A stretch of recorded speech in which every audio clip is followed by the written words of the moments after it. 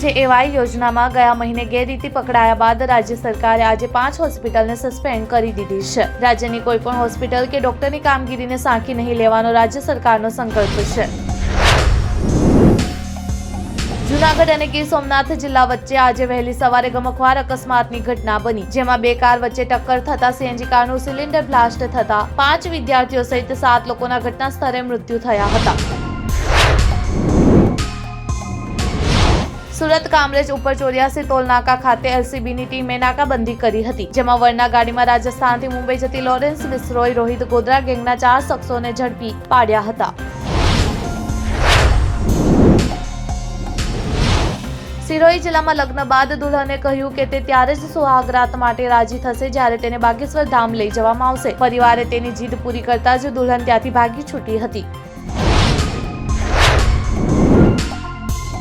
રાજસ્થાનના જયપુરમાં આજથી રાજસ્થાન ગ્લોબલ ઇન્વેસ્ટમેન્ટ સમિટનો પ્રારંભ થઈ રહ્યો છે। કરણ અદાણીએ જણાવ્યું કે અદાણી ગ્રુપ આગામી 5 વર્ષમાં રાજસ્થાનમાં 7.5 લાખ કરોડ રૂપિયાનું રોકાણ કરવા જઈ રહ્યું છે।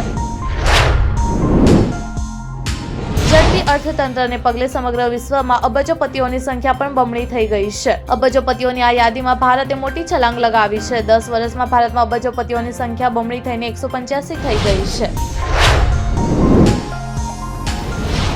વિદેશ સચિવ વિક્રમ મિશ્રી સોમવારે 1 દિવસની મુલાકાતે બાંગ્લાદેશ પહોંચ્યા હતા। ઓગસ્ટમાં વડાપ્રધાન શેખ હસીનાની સરકારને હટાવ્યા બાદ ભારત તરફથી આ પ્રથમ ઉચ્ચ સ્તરીય મુલાકાત છે।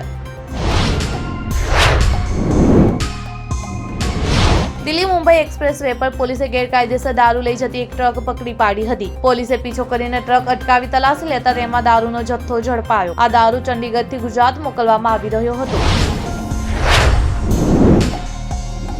એડિલેડ ટેસ્ટમાં ઓસ્ટ્રેલિયા અને ભારત વચ્ચેની મેચ દરમિયાન સિરાજ ખૂબ જ આક્રમક દેખાઈ રહ્યો હતો। માનસ લાબુસેન પછી તેની ટ્રેવિસ હેડ સાથે પણ લડાઈ થઈ હતી। હવે તેમની લડાઈનો મામલો આઈસીસી સુધી પહોંચી ગયો છે।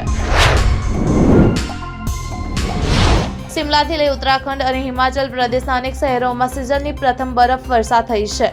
કેદારનાથ બદ્રીનાથમાં પણ આ બરફ વર્ષા થઈ છે। પહાડી વિસ્તારોમાં સફેદ ચાદર છવાઈ ગઈ છે।